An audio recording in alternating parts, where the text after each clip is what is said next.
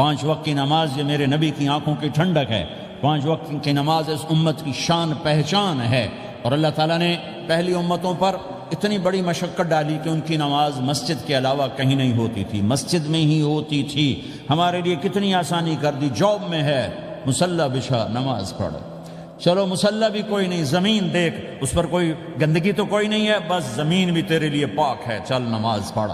اور آسانی کر دی، پانی کوئی نہیں ہے، کوئی بات نہیں، مٹی میں ہاتھ مار، منہ پہ مل، پھر ایک ہاتھ مار، یوں کر، چل نماز پڑھ، میں تیری قبول کروں گا۔ یہ کسی امت کے ساتھ یہ نہیں ہوا، انہیں وضو ہی کرنا تھا چاہے پانی 50 میل پر موجود ہو۔ اور ہمارے لیے پانی کوئی نہیں ہے، چلو تیمم، مٹی میں ہاتھ ہمارا یوں کیا، پھر ہاتھ ہمارا ایک یوں کیا، ایک یوں کیا، چل بھائی اللہ اکبر قبول۔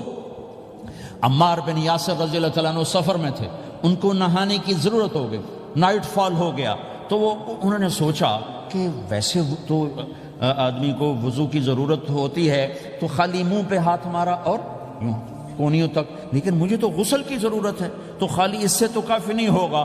تو انہوں نے کپڑے اتارے، اکیلے تھے، ریت کے اوپر کبھی یوں لیٹے، کبھی یوں لیٹے، کبھی یوں لیٹے، 3-4 دفعہ یوں یوں اور یوں رول ہوتے ہوتے پھر انہوں نے نماز پڑھی۔ آئے اللہ کے نبی کی بارگاہ میں، یا رسول اللہ مجھے رات کو نہانے کی ضرورت پڑ گئی، تو میں نے کہا وضو کے لیے تو خالی یہ 2 دفعہ کرنا کافی ہے، تو یہ تو نہانا تھا، تو میں تو ریت میں خوب رول ہوتا رہا۔ میرے نبی نے انما یکفیک ضربتان، ارے سیدھے بندے عمار، اس کے لیے بھی اتنا ہی کافی تھا کہ تو یوں کرتا اور یوں کرتا اور تو پاک ہو جاتا۔ اللہ نے اس نبی کے طفیل، اس محبوب مصطفیٰ صلی اللہ علیہ وسلم کے طفیل، اللہ نے کیا کیا سہولتیں اور آسانیاں ہمیں عطا فرمائیں۔ پھر نماز 4 کی 2 رکعت کر دی کہ بھئی تم مسافر ہو 2 پڑھو، روزے میں سفر میں روزہ معاف کر دیا، بعد میں رکھ لینا، بعد میں رکھ لینا، قضا کرنے کو حکم، بالکل چھوڑنے کا نہیں۔ اور کہا کہ بھائی مریض ہو چھوڑ دو، مسافر ہو چھوڑ دو، اور نماز 2 رکعت کر دو، سنتیں چھوڑ دو۔ ابن عمر رضی اللہ تعالیٰ عنہ بیٹھے تھے تو انہوں نے 2 رکعت پڑھ کے بیٹھ گئے، تو ان کے خادم نے کہا سنتیں نفل نہیں پڑھو گے؟ کہا اگر پڑھنا تو 4 فرض پڑھتا میں، میرے اللہ نے معافی دے دی تو میں کیوں پڑھوں؟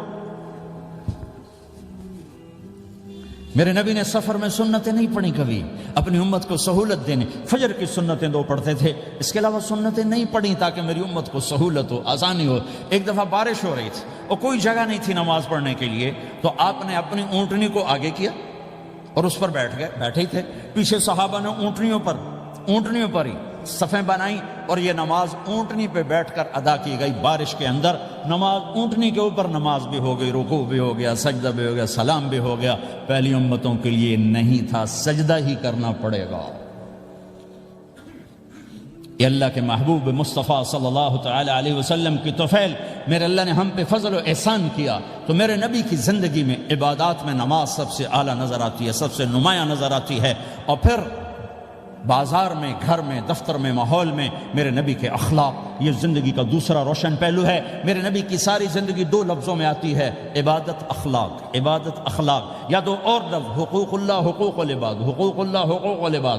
حقوق اللہ میں نماز سب سے اعلیٰ، اور حقوق العباد میں لوگوں کی برداشت کرنا، لوگوں سے درگزر کرنا، معاف کرنا، جھوٹ سے بچنا، دھوکے سے بچنا۔ میرے نبی سے پوچھا گیا یا رسول اللہ مسلمان کنجوس ہو سکتا ہے؟ ہم نے کہا ہو سکتا ہے۔ یا رسول اللہ مسلمان کمزور ہو سکتا ہے، بزدل ہو سکتا ہے، ڈرپوک ہو سکتا ہے؟ آپ نے کہا ہو سکتا ہے۔ یا رسول اللہ مسلمان جھوٹ بول سکتا ہے؟